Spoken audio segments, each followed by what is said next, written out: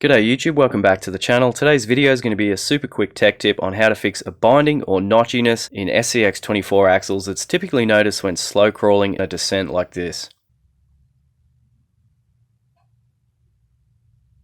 If you've experienced this before in a set of SCX24 axles and you weren't sure what causes it and how to fix it, that's what we're going to talk about in this video. If you're interested in finding out more, stick around, it's coming right up. This binding or notchiness is something that I've experienced with pretty much every set of SCX24 axles that I've owned, whether they're stock or aftermarket. They all seem to do it to some extent. Now, I don't notice it as much on the vehicles running brushed motors because they're not capable of that really glacially slow crawl speeds. As soon as I install a brushless system in it and start driving the truck down tricky descents at very low speeds that those brushless systems are capable of, then all of a sudden I start to notice that stuttering or jumpiness. The first time I experienced it, I wasn't sure what was causing it. I went right the way through the truck to find any sources of binding or worn components, and it quickly became apparent that the cause was actually in the worm gear axles themselves. This is just to show that binding again with the vehicle at a steady speed under a steady load, and this is what it actually looks like underneath the vehicle at the front drive shaft while that binding or stuttering is occurring.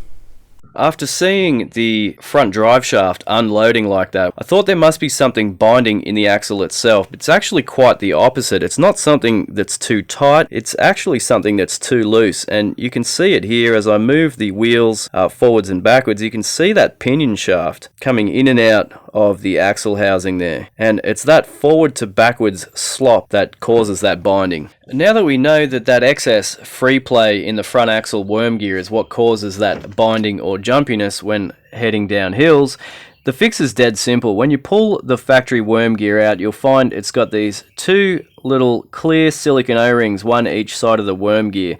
What I normally do is I'll leave the thin factory O-ring on the drive shaft side of the worm gear.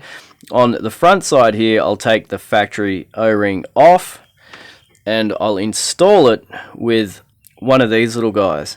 That's just a thicker rubber O-ring that comes in these SCX24 hardware kits. They're the O-rings that are designed to retain the pivot balls in the aftermarket steering and suspension links, and I find that combination is just the right thickness to take up that extra movement. When you're reinstalling those worm gears, make sure to put a good blob of your favorite grease on there. I'm using the Cow RC Udder Butter, not an advertisement, just what I happen to have on hand. Any good quality RC specific grease will do just fine. There's a really quick test that you can do before you leave the workbench to see if you've got this shimming right. If you've done it correctly, you should be able to grab the wheels and move them in any direction with absolutely no resistance on that worm shaft. You can see that worm gear or pinion shaft just happily spinning around there with just very little effort at all. If there's a little bit of front to rear movement in that shaft, what will happen is in one direction it'll just grab and bind and you won't be able to turn it. So if you can grab the wheels and just freely spin that worm gear shaft in any direction, then it's good to go. And with everything back together and shimmed up correctly, we can test it out again and see the results are a lot smoother and a lot more fluid.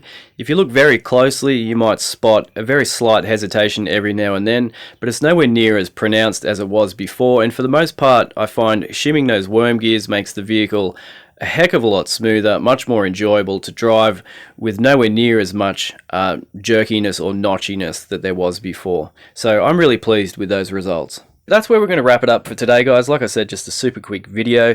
I'm really hoping that that's able to help somebody out who's found themselves in a similar situation installing a brushless system, pointed the vehicle downhill only to find that at low speeds they've got a really weird binding or jumpiness going on. So hopefully that's able to help somebody out there. If you got any value out of today's video, please consider subscribing to the channel if you haven't done so already. As always, guys, thank you so much for watching, and I'll catch you next time.